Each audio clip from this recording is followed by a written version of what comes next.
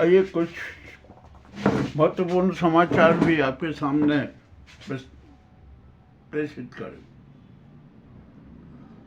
पक्षपाती ओम बिरला की विदाई भी होना तय लग रही है। अब उनके खिलाफ अविश्वास प्रस्ताव आएगा। 100 से अधिक सांसदों ने हस्ताक्षर कर दिए। ठीक, हमारे प्रधानमंत्री मोदी जी मलेशिया में गए, किंतु मोइत्रा ने एक जो वीडियो वायरल कर दिया ना, तो मोदी जी को जल्दी ही वापस अपनी मलेशिया यात्रा स्थगित करके आना पड़ा। ठीक है, आएंगे, कोई दिक्कत नहीं। अब यहाँ पर एक महत्वपूर्ण सवाल खड़ा हो रहा है कि मोदी भी 75 के हो गए और डॉक्टर मोहन भागवत भी 75 के हो गए, और जब 75 का नियम ही है ना, तो दोनों त्याग पत्र दे दे, क्या दिक्कत है? अरे कोई पद पे बैठा रहना कोई जरूरी है क्या? त्याग पत्र दे दीजिए, मामला ही खत्म हो जाएगा।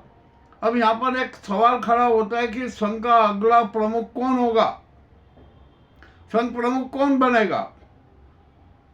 जहां तक बात सामने आ रही है कि गुजराती गैंग अपने दल्ले को ही संघ प्रमुख बनाएगी। मोहन भागवत की छुट्टी, अब देखते हैं छुट्टी होती है या नहीं, क्या होता है। मामला तो बड़ा रोचक हो गया। अब यहाँ पर ज्ञानेश कुमार के बारे में बहुत स्पष्ट बात करना चाहिए। ज्ञानेश कुमार सबसे घटिया किस्म के आदमी निकले, और वे अमित शाह और मोदी के चरण पूजक हैं। ये SIR के नाम पर कितने उन्होंने घोटाले किए हैं जिसकी कोई सीमा नहीं। उन्होंने तो राजद्रोह किया, देशद्रोह किया, जनद्रोह किया, हर प्रकार के अपराध ज्ञानेश कुमार कर बैठे। प्रजातंत्र का हत्यारा भी ज्ञानेश कुमार है, लोकतंत्र का हत्यारा भी ज्ञानेश कुमार है, और जन निर्णय का हत्यारा भी ज्ञानेश कुमार के। अब तो ये साफ हो गया। तो हम यहाँ पर इस महाअपराधी को क्या सजा होना चाहिए? सबसे पहले तो चुनाव आयोग भंग किया जाए। नंबर 2, ज्ञानेश कुमार को तत्काल गिरफ्तार किया जाए और गिरफ्तार करके रिमांड लिया जाए, और रिमांड में 3rd डिग्री का उपयोग किया जाए, और 3rd डिग्री के साथ साथ ज्ञानेश कुमार को 20 घंटे के लिए हेलीकॉप्टर बना दिया जाए। ये अपने सारे अपराध स्वीकार कर लेंगे, और यदि अपराध स्वीकार नहीं किए ना, तो एक विकलांग की तरह इनको जीवन जीना पड़ेगा। इनके दोनों बाहें लटक जाएंगी। इस प्रकार का करना पड़ेगा, और यह काम राष्ट्रपति को करना। हम यहाँ पर सुप्रीम कोर्ट से बहुत आशा लगाए बैठे हुए हैं, जनता भी बहुत आशा लगाए बैठी हुई है। करोड़ों मतदाता सुप्रीम कोर्ट की तरफ देख रहे हैं, उसकी तरफ निगाह लगा रहे हैं कि हमें सच्चा न्याय मिलेगा, किंतु अब कोई आशा नहीं। मुझे तो ऐसा लगता है कि सुप्रीम कोर्ट सच्चा न्याय देने में झिझक रही है, या असमर्थ है, या किसी दबाव में। किस प्रकार का क्या काम हो रहा है अभी कुछ कह नहीं सकते। अब तो सुप्रीम कोर्ट को अपनी प्रतिष्ठा भी बचाना है। हमारी न्यायपालिका पर भी संकट के बादल आ गए, और इस संकट के बादल इस गुजराती गैंग सरकार के कारण ही आए हैं। अब यहाँ पर सच्चा न्याय कब मिलेगा, कैसे मिलेगा, अभी तो कहना बहुत कठिन है। हमारी अर्थव्यवस्था है ना, डगमगाई हुई है, और किस प्रकार जनता को धोखा दिया जा रहा है ये भी किसी से छिपा नहीं है। भारत अमेरिका के बीच जो व्यापार संधि होने वाली है ना, उसका सही प्रारूप अभी तक नहीं आया है। कुछ भी नहीं हो रहा है, समझ में नहीं आ रहा है, जनता को धोखा दिया जा रहा है। संसद में जब बात उठती है कि भैया इसका प्रारूप बता दिए, चर्चा करें, वहां भी कोई तैयार नहीं, सब टालमटोल कर रहे हैं। अब आखिरकार क्या होगा इस देश का? क्या 147 करोड़ जनता है ना, अन्याय सहेगी, इन जालिमों के जुल्म सहेगी? मामला बड़ा कठिन है। जनता को भी अब अपनी महानिद्रा त्यागना होगी, उसको भी अपना आत्मदीप और विवेक दीप प्रज्वलित करना होगा, सड़कों पर उतरना होगा, जन क्रांति को मूर्त रूप देना होगी। और यदि जन क्रांति को मूर्त रूप भी नहीं दिया ना तो वो कंकाल बन जाएगी, और उस कंकाल तक की पाउडर बनाकर ये नाजी सरकार खा जाएगी। अब यहाँ पर हम तो मोदी सरकार की बात करते हैं। आपको किसने अधिकार दिया कि आप देश की विरासतों को बेच दें? बेची गई और बेचने जा रहे हैं। मामला बहुत गंभीर है, ये जनद्रोह है, राष्ट्रद्रोह है, इसमें भी कोई शंका नहीं। अब यहाँ पर हम बात करते हैं हमारे राष्ट्रपति महोदया की। अरे वो बेचारी एक तो महिला का, और इसे गुजराती गैंग के एहसान तले दबी हुई है। इस कारण वे कठोर से कठोर निर्णय नहीं ले पा रही हैं और नाजी और गुजराती गैंग के हाथों की कठपुतली बनी हुई है। ठीक है, अब क्या किया जाए? जनता तो उनसे कह रही है कि अरे आप कालिका और दुर्गा के रूप में आ जाइए, जनता के साथ खड़ी हो जाइए। अब उनका हृदय परिवर्तन कब होगा, ये भी अभी बड़ी विचित्र बात है। देखते हैं कि हृदय परिवर्तन होता है या नहीं। अब आइए यहाँ पर हमारे यहाँ की देश की जो प्रदेश सरकार है ना, उनकी हालत बहुत खराब है। वे कर्ज पे जिंदा है। कितना कर्ज लिए जा रहे हैं कर्ज। आखिर कर्ज का बोझ भी तो जनता पर ही है ना, उस कर्ज का ब्याज देना बड़ा मुश्किल पड़ेगा। और हमारी केंद्र सरकार को भी विश्व बैंक ने भी चेतावनी दे दी है कि आपकी स्थिति बहुत खराब हो गई है, संभल जाइए। अब देखते हैं सरकार संभलती है कि नहीं। अब यहाँ जो पीएम केयर फंड है उसके बारे में भी अब तो जो जनता बगावत कर रही है, कह रहे कि इसका हिसाब देना पड़ेगा।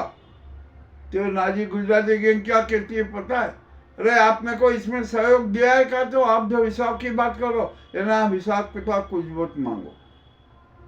और फिर यहाँ पर एक बात कहते हैं, जो अडानी का विरोध करता है ना, उसको ये देशद्रोही कहते हैं, गद्दार कहते हैं। संसद में बात नहीं होने पाती, विचार विमर्श नहीं होने पाता है, बहस नहीं होने पाती है। क्यों नहीं होने पाती है, इसका भी जवाब इस मोदी सरकार को देना पड़ेगा। अब मैं जब यहाँ पर जनता से संपर्क करता हूँ ना, हम जनता की राय जानते हैं, तो जनता के साफ रूप से कहती है कि मोदी सरकार जैसी निकम्मी सरकार हमारे देश में कभी नहीं आई थी, और इसने तो देश को बहुआयामी रूप से तबाह कर दिया। ये जनता झूठ नहीं बोलती है भाई, नेता झूठ बोलते हैं। मोदी जी संसद में झूठ बोल देते हैं, चलता है। और भी न जाने क्या क्या हो रहा है, नए नए इवेंट पैदा कर देते हैं, अपने आप को भगवान विष्णु का रूप बता रहे हैं। शोक होते विश्व गुरु हो गए।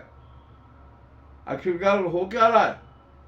और ये अमित शाह के बारे में तो बड़े विचित्र विचित्र बातें आ रही है। इनका भी त्याग पत्र होगा, मगर एक बात है, जब जनता क्रांति पर उतर आएगी ना, तो इनको त्याग पत्र देने की जरूरत नहीं है। जनता इनका पूरा हिसाब किताब कर देगी। और जनता भी इनसे बहुत नाराज है। ये मामला बड़ा विचित्र हो गया है हमारे देश का।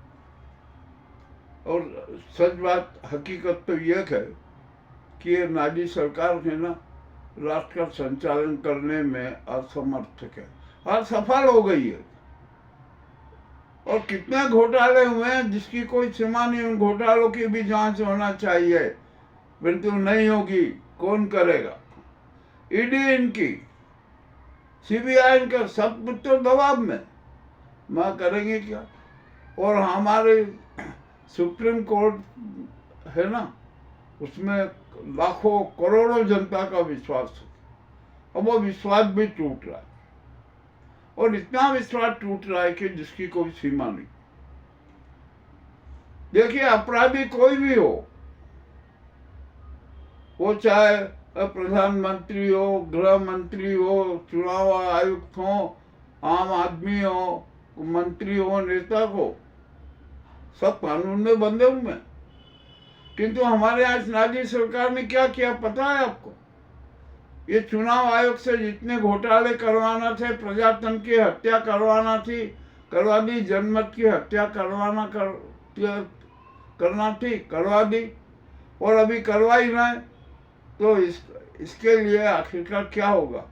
है कोई ऐसा? ये इन्होंने कानून बनाया, मोदी सरकार ने, गुजराती गैंग की सरकार ने, कि जो चुनाव आयुक्त थे ना, वो वर्तमान का चुनाव आयोग हो या पूर्व का चुनाव आयोग हो, उनके खिलाफ किसी भी प्रकार का प्रकरण नहीं चल सकता, चाहे वे पद पे बने हो या ना बने हो।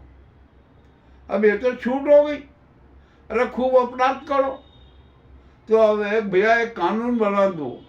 ये नाजी सरकार एक और कानून बना दे कि देश के किसी भी मंत्री, मुख्यमंत्री, सांसद, विधायक, जनप्रतिनिधि, चाहे वो वर्तमान हो या पूर्व हो गए हो, उनके खिलाफ भी किसी प्रकार की कार्रवाई नहीं होगी, आजीवन उनकी कर दो। क्या दिक्कत है? जब आपने ज्ञानेश कुमार के लिए ये कर सकते हो तो इन सब के लिए कर दो। मगर नहीं, मामला तो बड़ा विस्तृत हो गया। और सुप्रीम कोर्ट को भी अब तो स्पष्ट निर्देश दे देना चाहिए, परंतु वो भी नहीं दे रही।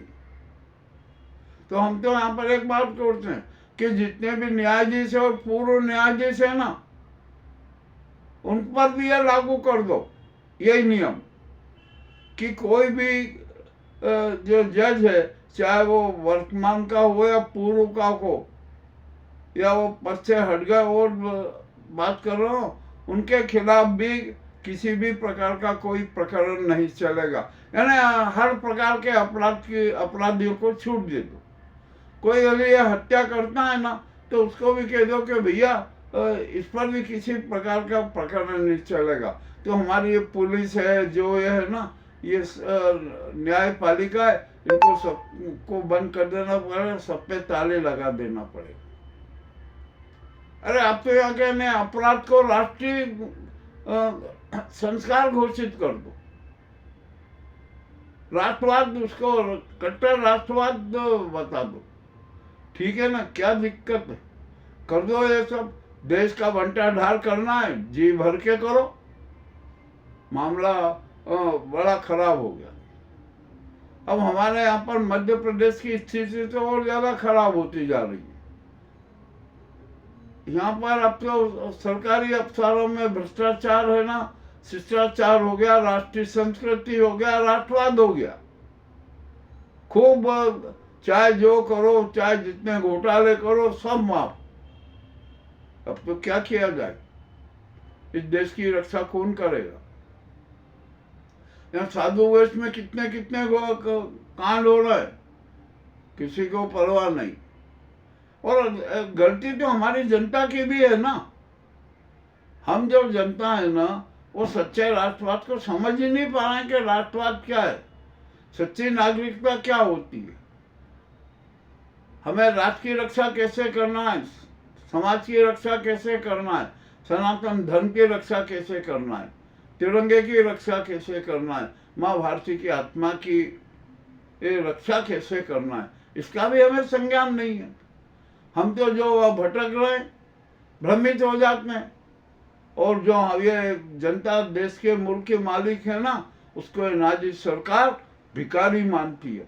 कहती है कि अरे 85 करोड़ लोगों को हम खाना खिला रहे हैं। क्या हो रहा है कुछ समझ में नहीं आ रहा।